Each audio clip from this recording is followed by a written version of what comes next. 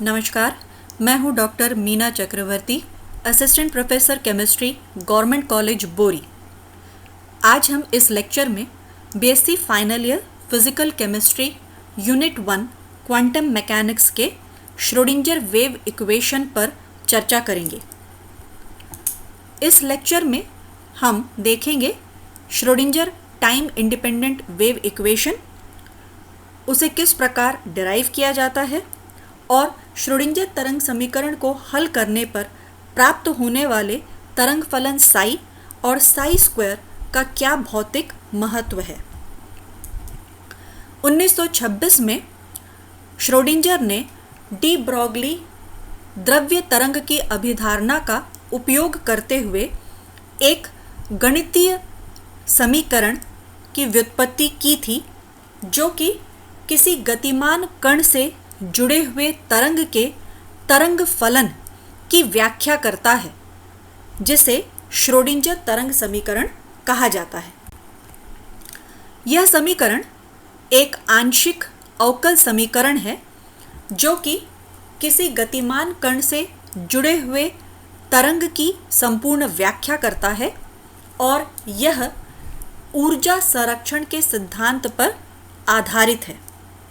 जब इस समीकरण को हल किया जाता है तो उस हल से प्राप्त तरंग फलन साई के मान का उपयोग कर गतिमान कण के व्यवहार तथा उसकी ऊर्जा की गणना की जा सकती है। अब हम देखेंगे कि श्रोडिंगर तरंग समीकरण की व्युत्पत्ति किस प्रकार की जा सकती है। हम जानते हैं कि किसी कण के साथ जुड़े हुए द्रव्य तरंग का तरंग फलन साई निम्न समीकरण द्वारा दर्शाया जा सकता है। Psi is equal to A sine 2 pi nu t, जिसे हमने समीकरण 1 से दर्शाया है। यहाँ ए द्रव्य तरंग के आयाम को तथा न्यू उसके आवृत्ति को दर्शाता है। साथ ही हम जानते हैं कि चिरसम्मत यांत्रिकी में किसी गतिमान कण के लिए लिखा जाने वाला डिफरेंशियल इक्वेशन इस प्रकार है: del 2 psi by del t square is equal to u square del 2 psi by del x square plus del 2 psi by del y square plus del 2 psi by del z square. यहाँ तरंग फलन साई को आंशिक रूप से x के सापेक्ष, y के सापेक्ष तथा z के सापेक्ष अवकलित किया गया है। यदि इस ब्रैकेट से साई को हम कॉमन ले लें तो ब्रैकेट के अंदर जो संकारक रह जाता है वह है del 2 by del x square plus del 2 by del y square plus del 2 by del z square. इस संकारक को नेबुला स्क्वायर चिन्ह द्वारा दर्शाया जाता है और इसे लाप्लासियन संकारक के नाम से जाना जाता है। अतः ब्रैकेट के संकारक को नेबुला स्क्वायर से प्रतिस्थापित करने पर उपरोक्त समीकरण को लिखा जा सकता है: del 2 psi by del t square is equal to u square nabla square psi, जिसे हमने समीकरण 3 द्वारा प्रदर्शित किया है। अब हमें श्रोडिंगर तरंग समीकरण ज्ञात करने के लिए समीकरण 3 में del 2 psi by del t square का मान ज्ञात करना होगा, जिसके लिए हमें तरंग फलन साई को t के सापेक्ष 2 बार अवकलित करना होगा, जहां साई का मान a sin 2 pi by new T जो समीकरण 1 में दर्शाया गया है। अर्थात del 2 psi by del t square का मान प्राप्त करने के लिए समीकरण 1 को t के सापेक्ष 2 बार अवकलित करना होगा और अवकलन के बाद प्राप्त होने वाले मान को del 2 psi by del t square के स्थान पर समीकरण 3 में प्रतिस्थापित करने पर हमें श्रोडिंगर तरंग समीकरण प्राप्त होगा। तो श्रोडिंगर तरंग समीकरण प्राप्त करने के लिए हम psi is equal to A sine 2 pi nu t को टी के सापेक्ष आंशिक रूप से अवकलित करते हैं। Del psi by del t is equal to del of psi के स्थान पर a sine 2 pi nu t by del t. इसमें a कांस्टेंट है, इसलिए इसे डिफरेंशिएशन के बाहर लिख सकते हैं। अतः इस समीकरण को लिखा जा सकता है del psi by del t is equal to a del of sine 2 pi nu t by del t. अब इस अवकलन का हल प्राप्त करने के लिए हम इस सूत्र का उपयोग करेंगे। Del sine a t by del t is equal to a cos a t, अर्थात साइन ए टी का टी के सापेक्ष आंशिक अवकलन करने पर ए कॉस ए टी प्राप्त होता है।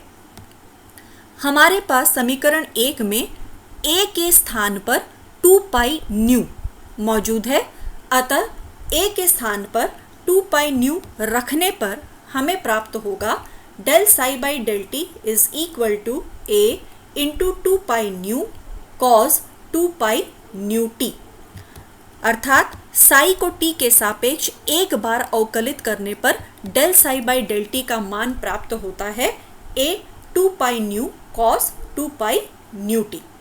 अब इस समीकरण 4 को एक बार पुनः t के सापेक्ष अवकलित करने पर हमें del 2 psi by del t square का मान प्राप्त होगा। नमस्कार, मैं हूं doctor Meena Chakravarti, assistant professor chemistry, government college बोरी।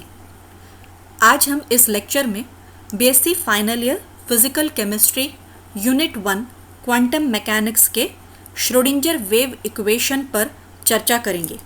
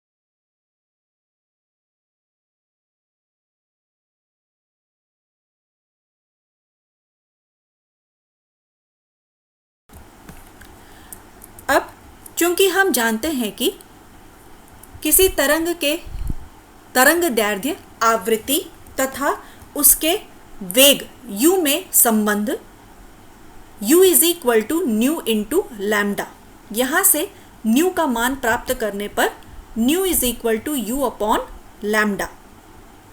इस न्यू के मान को हम समीकरण 5 में न्यू स्क्वायर के स्थान पर प्रतिस्थापित कर देते हैं, जिससे हमें समीकरण प्राप्त होता है del 2 psi by del t square is equal to minus 4 pi square u square upon lambda square into psi, और इसे हम समीकरण 7 का नाम देते हैं। अब प्राप्त समीकरण 7 del 2 psi by del t square is equal to minus 4 pi square u square upon lambda square into psi तथा पहले प्राप्त किया गया समीकरण 3 del 2 psi by del t square is equal to u square nabla square psi की तुलना करने पर हम देखते हैं कि लेफ्ट हैंड साइड दोनों समीकरणों में del 2 psi by del t square को व्यक्त करता है, अतः दोनों समीकरणों के राइट हैंड साइड्स को इक्वेट किया जा सकता है, जिससे हमें प्राप्त होता है u square nabla square psi is equal to minus 4 pi square u square upon lambda square into Sai.